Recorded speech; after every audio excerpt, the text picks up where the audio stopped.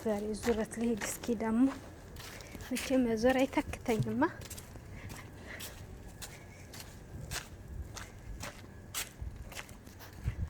ወገን ያው ከጠፋባችሁም ትፈልጉኛላችሁ፣ እንግዲህ ፈለግ ፈለግ ታረጉኛላችሁ።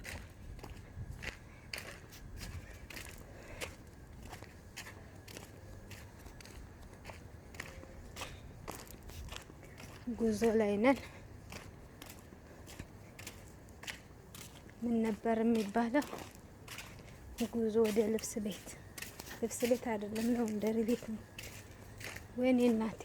እዚህ ሰፈር ደግሞ የኛ ሰፈር ዘበት እዚህ ሰፈር ዝናብ ዝንቧል።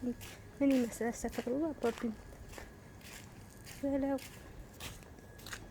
እዩት። እንዲህ አንድ ቀጣና ለብቻ ለብቻ እየከፈለ ነው እንደሚዘንበው። የሆነች ልጅ በባለፈው እዚህ ቤት አግኝቼ ነበር። ዛሬ የለችም።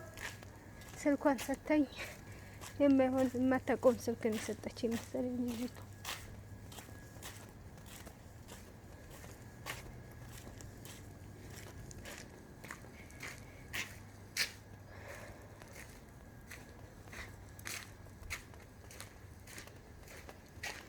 ሀገር ግን እኮ ከህዝቦቹ ማለት ነው የአንድ ሰው የአንድ ቤት መኪና ብቻ ይበልጣል ማለት ነው። ከሰዎቹ ራሱ መኪና አንዳችሁ ሁለት እንዴ ያላችሁ።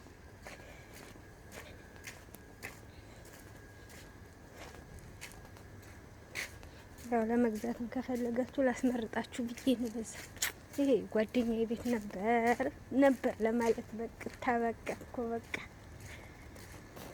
አለምዬ እዩ ቤትሽን ናፍቆሽ ከሆነ እዩ እናቱ ቤታችሁ በር ሁሉ ተቀይሮለታል። እንደሌላችሁ ለማስተዋወቅ ሲያስጠጧችሁ ማለት ነው። እይ ሲስቶካ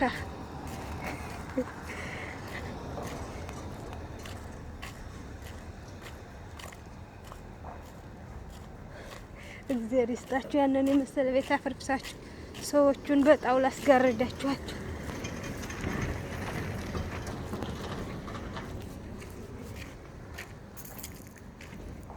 ይሄ ደግሞ ከንቱ ነገር ነው።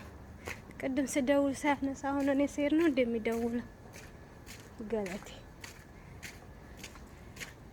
እግር ባይኖረኝ ቆጨኝ ነበር። ኧረ ሰውዬ እያየን እዳ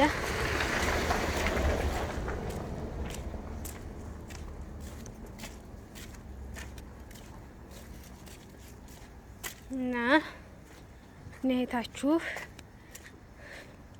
ማረብን እዩ። ያውን ከዛ 1 2 3 4 5 6 7 መኪና ማለት ነው። የአንድ ቤት ነው። እኔ የምለው የዚህ ሀገር ሰዎች ማለት ነው ከቤታቸው ውጭ ግን ወጥተው ቢከራዩ እንዴት ነው መኪና መቆሚያ የሚያገኙት?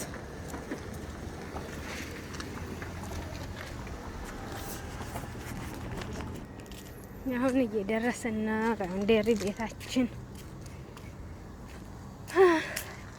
ማረም ከቤት ስለማልወጣ ማለት ነው 6 ደቂቃ ነው 3 ደቂቃ አልደከም። እዚህ ሀገር ሰርግ ሲኖር ማለት ነው ምን እንደሚሰቀል ላሳያችሁ።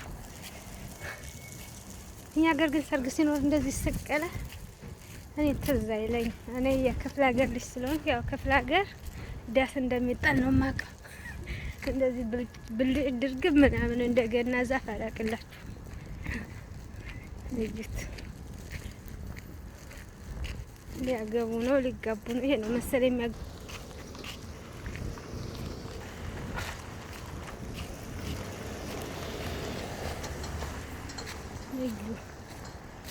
የሰርጉ ድምቀት ይላችኋል።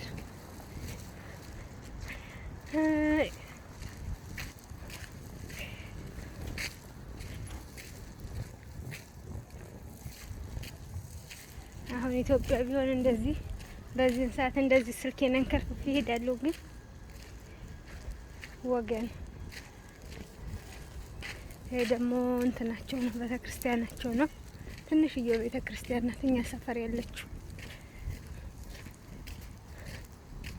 እቺ ሴትዮ ደግሞ አሁን እንዳታየኝ በዛ በኩል ልሂድ እንጂ እንዴት ነሽ? ደህና ነሽ? እናትሽ ደህና ናት? ምኖችሽ ደህና ነች? ተች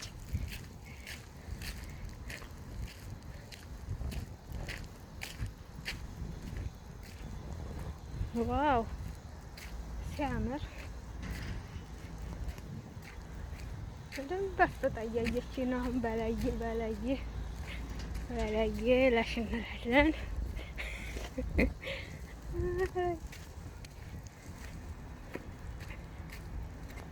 አምላኬ ሆይ እዚህ እያፈረሱት ነው፣ እየሰሩት ነው። ምንድን ነው እንደዚህ የደረማመሱት?